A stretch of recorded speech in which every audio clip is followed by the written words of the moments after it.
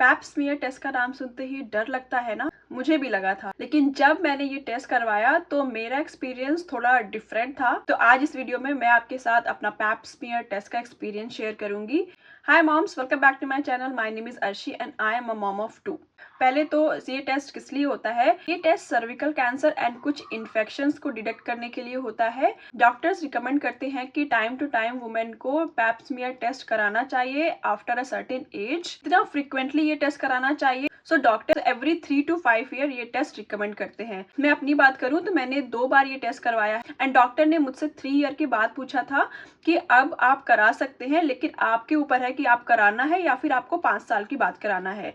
तो पहले तो मैंने मना कर दिया था क्योंकि ये टेस्ट से थोड़ा डर ही लगता है, लेकिन उसके बाद मैंने हाँ कर दिया क्योंकि ये मेरे ही अच्छे के लिए था। 3 साल के बाद मैंने दोबारा से करवाया। तो अब बात करें मेरे खुद के एक्सपीरियंस के बारे में।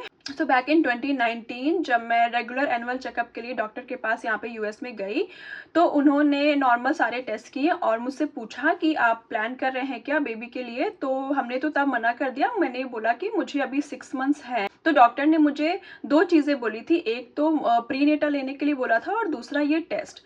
तो ये टेस्ट सुन के तो मैं बहुत ज़्यादा डर गई थी। मुझे लग रहा था कि क्या है टेस्ट, मुझे कुछ भी आइडिया नहीं था और डॉक्टर ने मुझे वेट करने के लिए बोला था। तो उतने में ही मैंने गूगल कर लिया कि ये क्या टेस्ट है और गूगल करने के बाद मुझे और भी ज़्यादा मैं डर गई। बट टेस्ट तो करवाना ही था। तो डॉक्टर ने मुझे बोला कि आपको अपना जो बॉटम है उसको आपको रिमूव करना है और आप लेट जाइए कंफर्टेबली। जब भी ऐसा कुछ सीन होता है, गायनाकोलॉजिस्ट के पास जाना होता है ना, तो मुझे ना बहुत डर लगता है। तो मुझे डर लग रहा था। मैंने डॉक्टर से पहले ही पूछ लिया था कि क्या ये पेनफुल होगा, क्या है प्रोसीजर। तो डॉक्टर ने मुझे पहले ही सब कुछ एक्सप्लेन कर दिया था कि ये कैसे करने वाले। तो मैं अपनी फर्स्ट एक्सपीरियंस की बात कर रही। जब डॉक्टर ये प्रोसीजर कर रहे थे तब मैं थोड़ा शिवर करने लगी थी। यहाँ पे डॉक्टर बहुत अच्छी थी, सब कुछ अच्छे से एक्सप्लेन किया, मुझे काम डाउन किया एंड बहुत ही क्विक वो प्रोसीजर हो गया था। अब बात करें सेकेंड टाइम की, तो जब मेरी सेकेंड प्रेगनेंसी चल रही थी तब डॉक्टर ने मुझसे पूछा था कि आपको 3 साल ये टेस्ट कराए हुए हो गए हैं, तो अब अगर आपको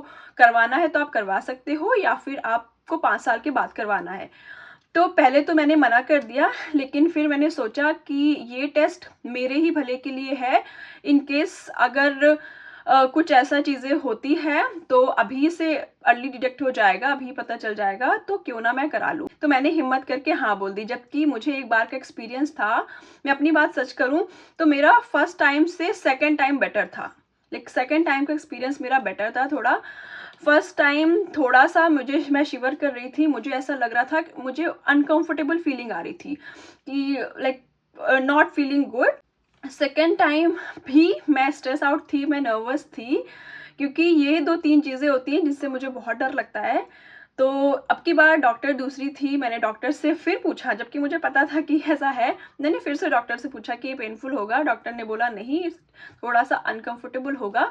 एंड सेकेंड टाइम मैं बताऊं तो मेरा एक्सपीरियंस अच्छा था बहुत। मुझे पता भी नहीं चला, बहुत क्विक हो गया एंड ज़्यादा अनकंफर्टेबल भी नहीं था, इतना क्विक था। तो सेकेंड टाइम मेरा एक्सपीरियंस ज़्यादा अच्छा था फर्स्ट टाइम से। बोल सकते हैं कि first time fear of unknown भी था और कुछ आइडिया नहीं था। फिर एक बार फर्स्ट मेरी डिलीवरी हो गई, इतना कुछ हो जाता है, आपको थोड़ा एक्सपीरियंस हो जाता है। सेकेंड टाइम जब ये टेस्ट हुआ, ये प्रोसीजर हुआ, तो बहुत ही क्विक था। क्या ये टेस्ट पेनफुल है? बिल्कुल भी नहीं। थोड़ा अनकंफर्टेबल हो सकता है बट पेनफुल नहीं। शर्म आती है? हाँ, आ सकती है, लेकिन बिल्कुल भी शर्माने की ज़रूरत नहीं है क्योंकि डॉक्टर्स का तो ये रोज़ का काम है, तो उन्हें तो कोई फ़र्क नहीं पड़ता। कितना टाइम लगता है? बहुत ज़्यादा टाइम लगता है? जी नहीं, बिल्कुल भी टाइम नहीं लगता। हार्डली 2 to 3 मिनट्स लगते हैं। मेरे साथ तो यही था, मुझे 2 से 3 मिनट ही लगे थे।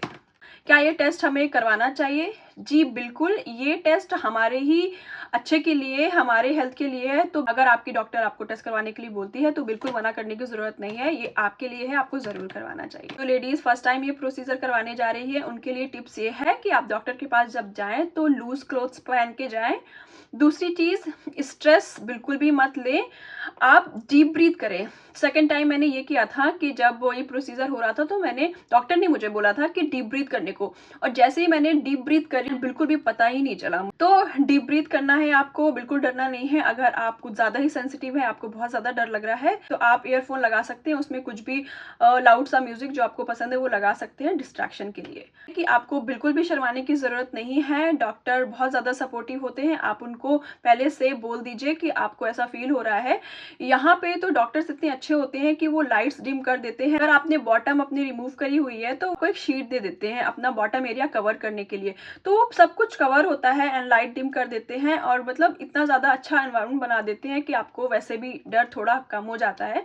तो अगर आप ज़्यादा ही नर्वस है, आपको डर लग रहा है, तो ये 2-3 चीज़ें आप अपने डॉक्टर से पहले डिस्कस कर सकते हैं, सो दैट आपको थोड़ा ट्रस्ट हो जाए डॉक्टर पे। एंड अपने ट्रस्टवर्दी डॉक्टर के पास जाइए, जो आपकी रेगुलर गायनेक है उसके पास जाइए, तो जिसके पास आप थोड़ा कंफर्टेबल है आप उसके पास जा सकते हैं अगर आप ज़्यादा नर्वस है तो। सो अगर आपको मेरी ये वीडियो हेल्पफुल लगी हो तो please like, comment and subscribe my channel. मिलते हैं आपसे नेक्स्ट वीडियो में। Thank you for watching.